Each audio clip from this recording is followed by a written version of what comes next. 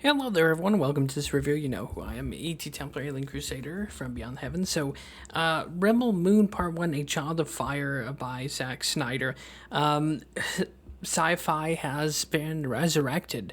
What Zack Snyder has here is pure gold. In fact, by the title, I call it a Star Wars killer because we have elements from borrowed from other sci-fi series, but yet it's still fresh and new, and it's a world that's fucking interesting. It's not like the tired trope and bullshit of the new Star Wars movies. And when we compare Korra, the main heroine here, to Rey, it doesn't really compare because Korra is a real character. So it starts off on the world of Velt, where the story is she crash landed on this agricultural world called Velt. And so they take her in, and so she's actually a daughter to Belisario, a tyrant king that has basically taken power of Mother World. So Mother World has been this planet with 1,000 different regions, and they all fought each other until there's one supreming royal family. And of course, the royal family got assassinated. And then, of course, Belisario steps in, says he's going to claim revenge for the royal family.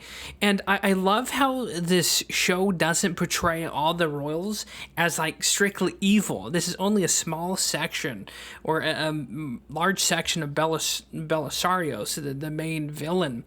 And I thought that was cool. Usually, it's not like Star Wars where they show the stormtroopers as all evil, because under and behind those like helmets are actually volunteers, not like clones. But that's a rant for later. But it's fantastic. Yes, the sci-fi has weird shit in it, like all the other sci-fi movies. The world here and just the places they explore are fantastic. So, of course, you have Sofia Boutella playing Korra. You have Dishman Hansu playing Titus. Ed Skeen playing Atticus Noble. The main villain, you have Michael Husman playing Gunner. And there's a few other notables. Anthony Hopkins plays Jimmy, a robot. And it's just fantastic. It's well done. There was one critic who said it was a soulless world, and we found the fucking one Star Wars fan that didn't like this. There's characters to like here. It's almost like a sci-fi Magnificent Seven, kind of, if I had to say. So it's got some Western elements, it's got sci-fi, Star Wars, it's got a little bit of fantasy shit in it with some of these aliens, and it's just fantastic. I don't really have any negatives of it. The pirates that side with Korra are really cool, and they do hint at, like, ethnic tension. You know, they hint at, like, there's this little ethnic tension between Gunner and these rebels, but they realize, you know, that their main common goal is this oppressive, like, military unit, and this dreadnought that can nukes a whole planet, that's loaded to the brim with these experienced, like, world-killing troops, like the elite. It's like the English Grenadiers. So it's just, so far, I fucking love Zack Snyder's universe he's made here, and it's restored. It's breathed a breath of fresh air into the sci-fi genre. And I will say this again: it is a Star Wars killer, because there's just cool shit here. The uniforms, costume design, everything is just top notch, and I'm looking forward to part 2 of Rebel Moon. I am fucking absolutely blown away, and my expectations for this were extremely low, so maybe that's why I'm giving it such a just glowing review. Because originally I thought it's going to be infested with woke shit. If there was woke shit or stuff hinted at, it flew below my radar. And if there was, it was done in context to the story or subtle things like that. But so yeah, you have Mother Earth, not Mother Earth, Mother Planet. And again, the uniforms are cool. Just everything about this universe is fantastically and interestingly done. And yeah, I would recommend it. I'm absolutely blown away. And Velt, again, is like the small little agricultural world, and you instantly connect. You know, there's a connection to the protagonist, unlike Star Wars, where it's like, oh, these guys are the rebels. It's the same copy and paste bullshit with Disney. Rey being the super clone that doesn't even need to train with a lightsaber. It just inherently knows everything. And of course, you have Mark Hamill, the cuck, that let the studios rape the idea of Luke Skywalker. So if you guys can't tell, I have no love for the new Star Wars movies. I think they're dog shit. So as far, if I compare Rebel Moon to the new Star Wars, the four of them they made? Three?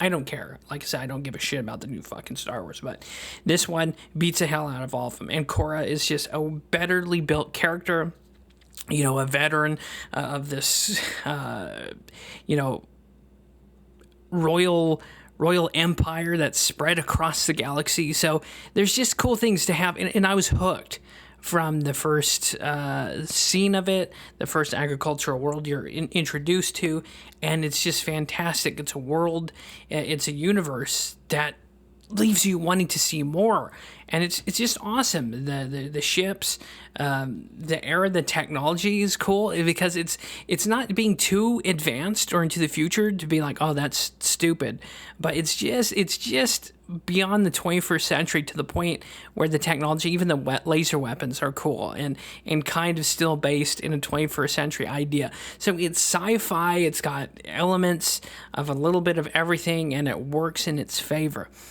There's even a character here that reminds me of John Carter, where he tames like this hippogriff thing, and I won't spoil anymore, but it's just fantastic. I give it glowing reviews, and again, I don't know who was the dipshit that said this was a soulless universe. That person must be a fucking just. I don't see how anyone could watch this and come off as a soulless universe. Like, get the fuck out of here, dude. Go sim for Rey from Star Wars, you douche.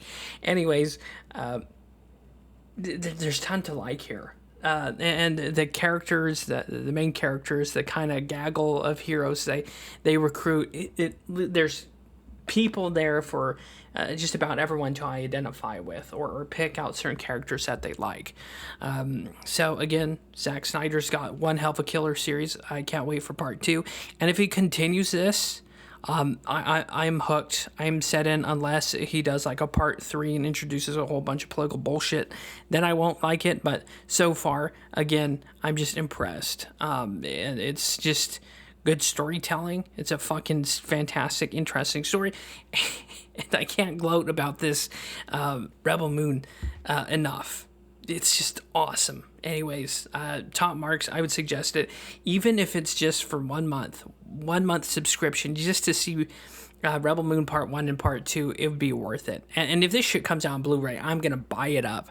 If this goes out in digital, I'm going to fucking buy it, because Zack Snyder, again, I didn't like Army of the Dead or some of his other shit. I liked 300, both of them. So Zack Snyder can make some good shit, and I think he has sci-fi gold here from a fan, from Roger Corman's Battle at the End of the Universe and just other stuff. This just had me. It's from the start of the movie. So anyways, see you next time. It's a recommend for sure.